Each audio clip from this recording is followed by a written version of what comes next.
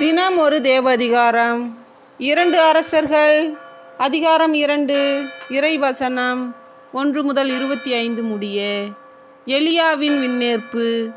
ஆண்டவர் எலியாவை சுழற்காற்றில் விண்ணுக்கு எடுத்துக்கொள்ள இருந்தபோது எலியாவும் எலிசாவும் கில்காவிலிருந்து புறப்பட்டு சென்றனர்.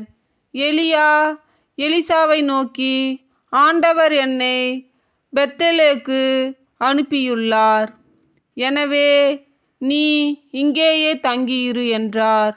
எலிசா அவரை நோக்கி, வாழும் ஆண்டவர் மேல் ஆணை, உம் உயிர் மேலும் ஆணை, நான் உம்மை விட்டு பிரிய மாட்டேன் என்றார். ஆகவே அவர்கள் பெத்தேலுக்கு போனார்கள். அப்பொழுது பெத்தேலில் இருந்த இறைவாக்கினர் குழுவினர் எலிசாவிடம் வந்து, ஆண்டவர் இன்று உம் தலைவரை உம்மிடமிருந்து எடுத்துக்கொள்ளப் போகிறார் என்பது உமக்கு தெரியுமா என்று கேட்டனர். அதற்கு அவர், ஆம், எனக்கு தெரியும், அதை பற்றி பேச வேண்டாம் என்று கூறினார். எலியா அவரை நோக்கி, எலிசா, ஆண்டவர் என்னை எரிகோ நகருக்கு அனுப்பியுள்ளார், எனவே நீ இங்கேயே தங்கியிரு என்றார். அதற்கு அவர், வாழும் ஆண்டவர் மேல் ஆணை, உம் உயிர் மேலும் ஆணை, நான் உம்மை விட்டு பிரிய மாட்டேன் என்றார். ஆகவே அவர்கள் எரிகோவுக்கு சென்றனர். அப்பொழுது எரிகோவில் இருந்த இறைவாக்கினர் குழுவினர் எலிசாவை அணுகி, ஆண்டவர் இன்று உம் தலைவரை உம்மிடமிருந்து எடுத்துக்கொள்ளப் போகிறார் என்பது உமக்கு தெரியுமா என்று கேட்டனர். அதற்கு அவர், ஆம், எனக்கு தெரியும், அதை பற்றி பேச வேண்டாம் என்றார். மீண்டும் எலியா எலிசாவை நோக்கி, ஆண்டவர் என்னை யோர்தானுக்கு அனுப்பியுள்ளார், எனவே நீ இங்கேயே தங்கியிரு என்றார். அதற்கு அவர், வாழும் ஆண்டவர் மேல் ஆணை, உம் உயிர் மேலும் ஆணை, நான் உம்மை விட்டு பிரிய மாட்டேன் என்றார். ஆகவே அவர்கள் இருவரும் தொடர்ந்து பயணம் செய்தனர். அவர்கள் யோர்தான் நதிக்கரையை அடைந்து அங்கே நின்றனர். அவர்களை பின்தொடர்ந்து சென்ற இறைவாக்கினர் குழுவினர் 5 பேரும் சற்று தொலையில் நின்று கொண்டனர். அப்பொழுது எலியா தம் போர்வையை எடுத்து சுருட்டி அதை கொண்டு நீரை அடித்தார். தண்ணீர் இருபுறமும் பிரிந்து கொள்ள இருவரும் உலர்ந்த தரை மீது நடந்து நதியை கடந்தனர். அவர்கள் அக்கரைக்கு சென்றவுடன் எலியா எலிசாவை நோக்கி, உன்னிடமிருந்து எடுத்து கொள்ளப்படும் முன் நான் உனக்கு என்ன செய்ய வேண்டும் என்று சொல் என்று கேட்டார். அதற்கு எலிசா, உமது ஆவி என் மீது 2 மடங்காக இருப்பதாக என்றார். எலியா அவரை நோக்கி, நீ கேட்பது கடினமான காரியம். உன்னிடமிருந்து நான் எடுத்து கொள்ளப்படும்போது நீ என்னை காண்பாயாகில் அது உனக்கு கிடைக்கும், இல்லையெனில் கிடைக்காது என்றார். இவர்கள் இவ்வாறு உரையாடி கொண்டு வழிநடந்து செல்கையில், இதோ நெருப்பு தேரும் நெருப்பு குதிரைகளும் திடீரென நடுவே வந்து அவர்களை பிரித்தன. எலியா சுழற்காற்றில் விண்ணகத்துக்கு சென்றார். எலிசா அதை கண்டு, என் தந்தாய், என் தந்தாய், இஸ்ரேலின் தேரே, அந்த தேரின் பாகனே என்று கதறினார். அதற்கு மேல் அவரால் அவரை காண முடியவில்லை.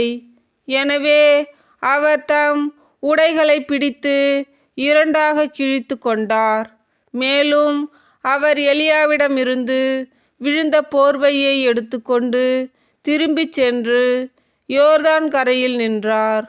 பின்பு அவர், எலியாவின் கடவுளாகிய ஆண்டவர் எங்கே இருக்கிறார் என்று சொல்லிக்கொண்டே எலியாவிடமிருந்து விழுந்த போர்வையினால் தண்ணீரை அடித்தார்.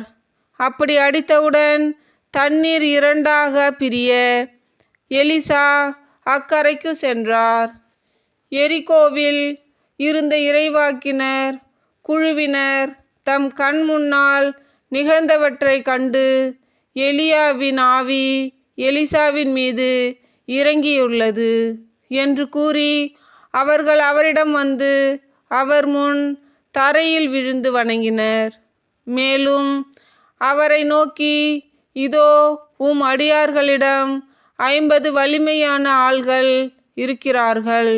அவர்கள் போய் உம் தலைவரை தேடி கண்டுபிடிக்க தயவு செய்து அனுமதி தாரும். ஒருவேளை ஆண்டவரின் ஆவி அவரை தூக்கி ஏதாவதொரு மலையிலோ பள்ளத்தாக்கிலோ போட்டிருக்கக்கூடும் என்றனர். அதற்கு அவர் அவர்களை அனுப்ப வேண்டாம் என்றார். ஆனால் எலிசா சலிப்படையும் வரை அவர்கள் அவரை வற்புறுத்தினர்.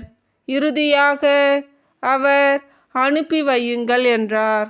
எனவே அவர்கள் 50 ஆள்களையும் அனுப்பி வைத்தார்கள்.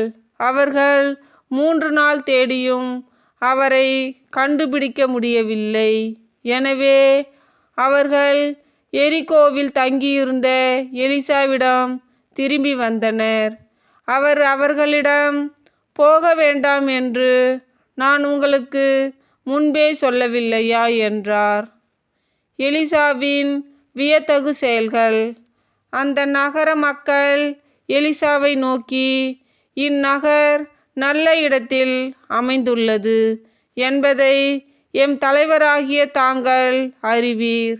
ஆயினும் இங்கு நல்ல தண்ணீர் இல்லை, நிலமும் நற்பலன் தருவதில்லை என்றனர். அதற்கு அவர், ஒரு புது கிண்ணத்தில் கொஞ்சம் உப்பை போட்டு கொண்டு வாருங்கள் என்றார். அவர்கள் அவ்வாறே கொண்டு வர எலிசா நீரூற்றின் அருகே சென்று நீரில் உப்பை கொட்டி, இதோ ஆண்டவர் கூறுகிறார், இத்தண்ணீரை நான் நல்லதாக மாற்றியுள்ளேன். இனிமேல் சாவும் வராது, நிலமும் பயன் தரும் என்றார். அன்று முதல் இன்று வரை அத்தண்ணீர் எலிசாவின் வாக்கிற்கேற்ப நல்லதாக இருக்கின்றது.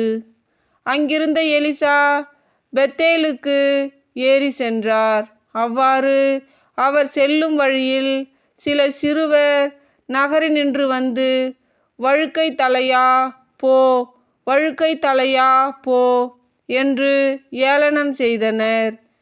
எலிசா அவர்களை திரும்பி பார்த்து ஆண்டவரின் பெயரால் அவர்களை சபித்தார். உடனே காட்டிலிருந்து 2 பெண் கரடிகள் வெளிவந்து சிறுவர்களுள் 42 பேரை குதறி போட்டன. பின்பு எலிசா கார்மேல் மலைக்கு சென்று அங்கிருந்து சமாரியாவுக்கு திரும்பினார். ஆண்டவர் வழங்கும் அருள்வாக்கு. இறைவா உமக்கு புகழ். தந்தை, மகன், தூய ஆவியின் பெயராலே ஆமேன்.